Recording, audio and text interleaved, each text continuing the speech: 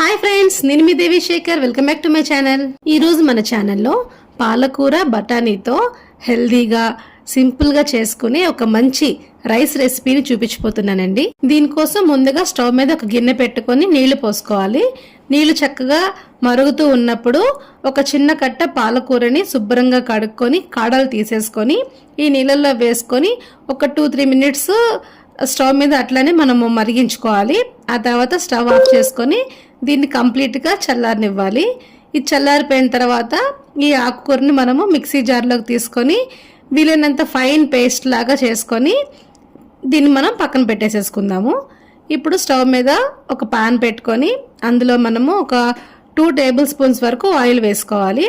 Oil కాస్త వేడెక్కిన తర్వాత ఇందులో ఒక చిన్న దాల్చిన చెక్క ముక్క, అలానే ఒక చిన్న బిర్యానీ ఆకు, ఒక 1/2 టీ స్పూన్ జీలకర్ర కూడా వేసుకొని వేయించుకోవాలి. ఇది కాస్త వేగిపోయిన తర్వాత ఒక 1/2 టీ స్పూన్ వెల్లుల్లి తరుగు వేసుకోవాలి.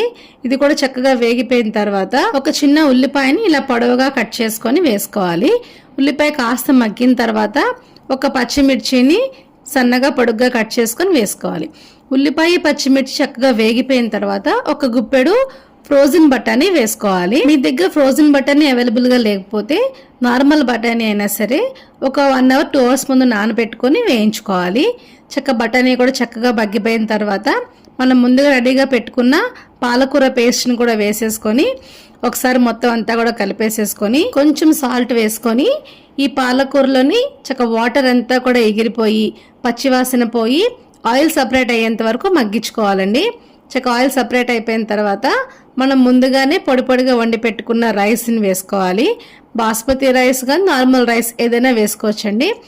వేసుకొని ఈ రైస్కి ఈ ఆకుకూర అంతా కూడా పట్టేలాగా మంచిగా కలిపేసేసుకొని ఇందులోనే మనము రుచికి సరిపడా సాల్ట్, అట్లానే ఒక 1/2 టేబుల్ స్పూన్ వరకు మిరియాల పొడి కూడా వేసుకొని మొత్తం అంతా కూడా కలిపేసేసుకుంటే ఎంతో టేస్టీగా హెల్దీగా ఉండే పాలక్ మటర్ రైస్ రెడీ అండి. ఆకుకూరలు తిందని మారం చేసే పిల్లలకి ఇట్లా మనం పేస్ట్ లాగా చేసి రైస్ ఐటమ్స్ చేసి పెట్టామనుకోండి, చక్కగా తినేస్తారు.